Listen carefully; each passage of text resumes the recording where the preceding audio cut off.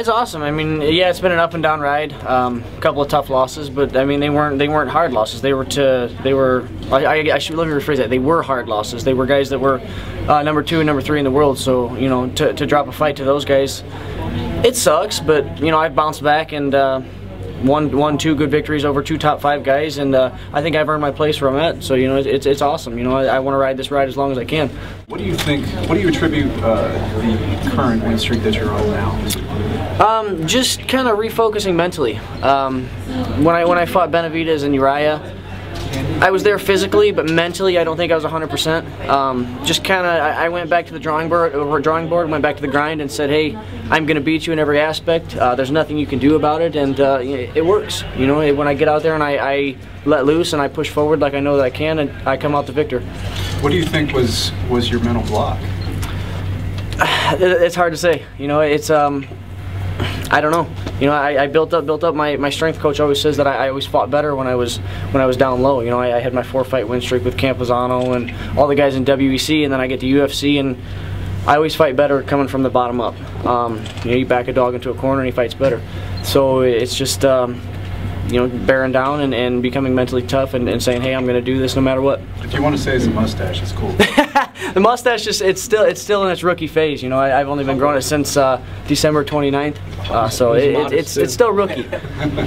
What was the actual impetus for the mustache? Obviously, a lot. To be quite honest, a lot of fighters from the Midwest look the same. White guys with tattoos.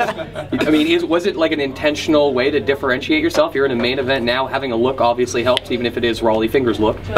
You know, I try to be different. My tattoos are full of color. You see a lot of black and white. I always try to be different. I grow a mustache every year with a buddy of mine, and last year I grew it. I let my hair grow. I didn't cut my hair. I didn't shave. I wasn't well groomed. This year was different. I started growing the handlebars. They started turning into a little something more epic. And I googled handlebar mustache, and it said the one thing that complements a handlebar mustache is a well-groomed haircut.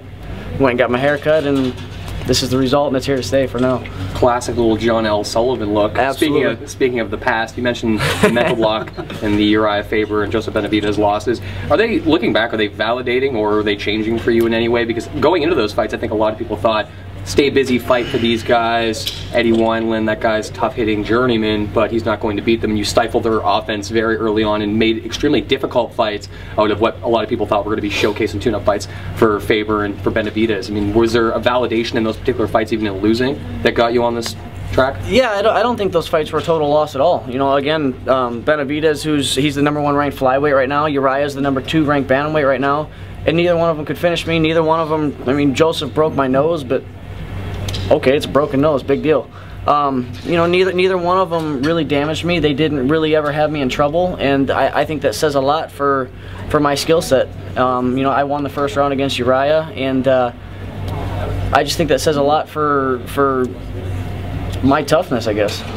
Any thoughts on going back to Canada? Arguably your finest fight ever was in Edmonton at Rexall Place against Will Campuzano, easily one of the best fights in WEC history.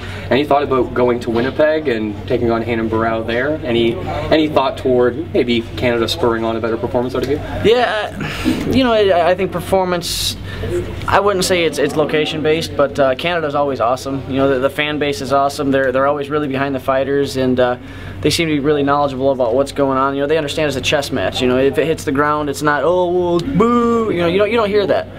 They're cheering you on. They're behind you 100% all the time, and I think that makes for better fights. Talk to me about the maturation of your stand-up. You've always been a big puncher, but when you look at the fight against Brad Pickett, for instance, you can see I possess a lot of power in my punching. I do a lot of sumo deadlifts, a lot of box squats. It's all from the hips. I have wrestler's hips. I've wrestled since I could walk, so I have strong hips. I have a strong punching power. I like to keep it sharp, like to keep it straightforward, in and out, not straightforward and back. I used angles to create my my attack, I guess, you know, and it works. And you were talking about your performance. You also talk about back to the wall mentality. As you rise through the ranks, you know, how do you keep that back against the wall mentality? Just stay hungry. You know, you got to fight every fight like, hey, if I lose this fight, they're gonna cut me. You know, that was my thought going into the Jorgensen fight. If I lose this fight, they could cut me. Whether or not they would have, I don't know. But that was my mentality. I don't want to lose a job. You know, I got bills to pay. I've got a mortgage, and I'd like to pay that off.